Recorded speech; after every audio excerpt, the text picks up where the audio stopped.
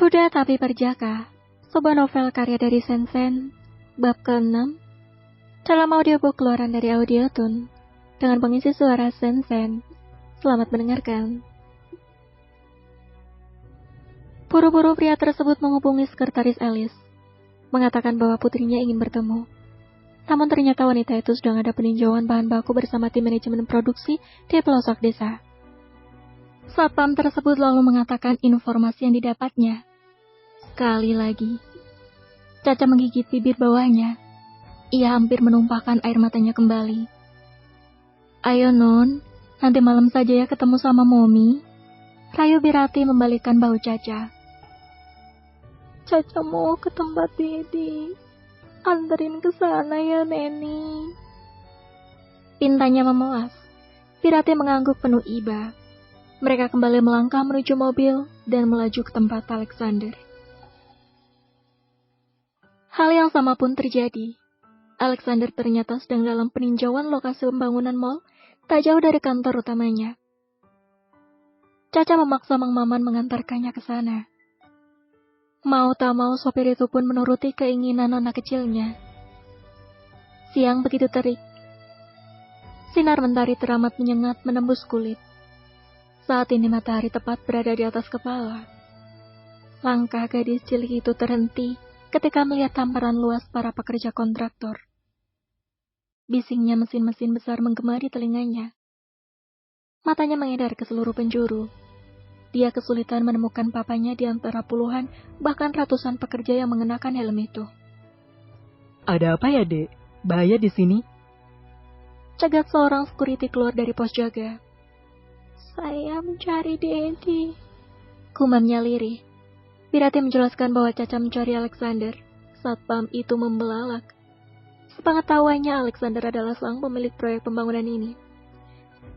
Satpam itu berjongkok menyamakan tingginya dengan Caca, memegang kedua bahunya. Beliau sedang ada meeting dengan para kontraktor, Dek. Mau nunggu di sini aja.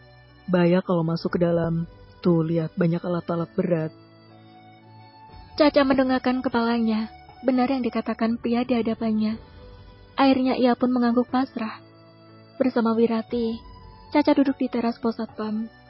Padahal ia sudah ditawarkan duduk di dalam. Tapi Caca memilih di luar. Takut tidak tahu ketika papanya lewat nanti. Non, kalau capek tiduran aja sini. Wirati menepuk pahanya. Namun Caca menggeleng tanpa suara. Hampir 1 jam mereka menunggu. Tidak ada tanda-tanda papanya akan keluar. Matanya terus menatap ke dalam proyek. Tanpa sengaja ia melihat Gandhi sedang meneguk air mineral melalui celah pagar yang dibuat dari seng. Matanya membelalak. Senyum mengembang di bibir tipisnya.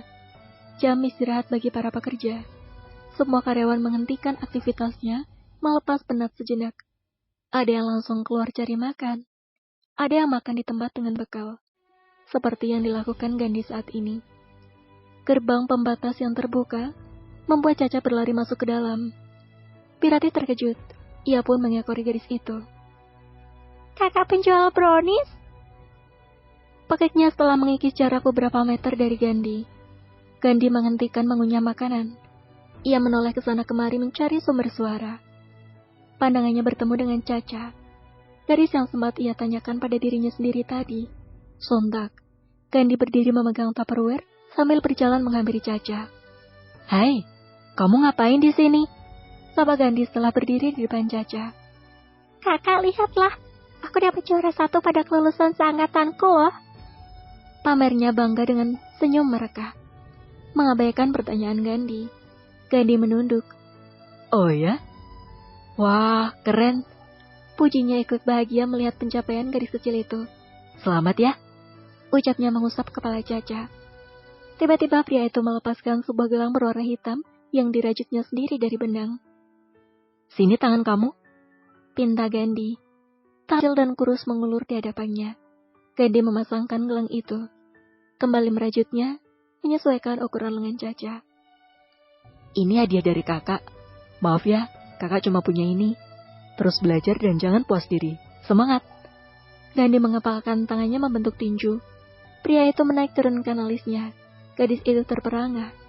Ia terharu dengan pujian juga hadiah yang diberikan pria yang umurnya mungkin 8 tahun di atasnya. Caca turut mengepalkan tangan, meninju kepalan tangan Gandhi. "Semangat!" serunya, lalu mereka tertawa bersama. Pirati tersenyum senang, melihat nona kecilnya kembali riang. Sayup-sayup ia mendengar namanya dipanggil. Caca! Ngapain kamu di sini? Cepat pulang!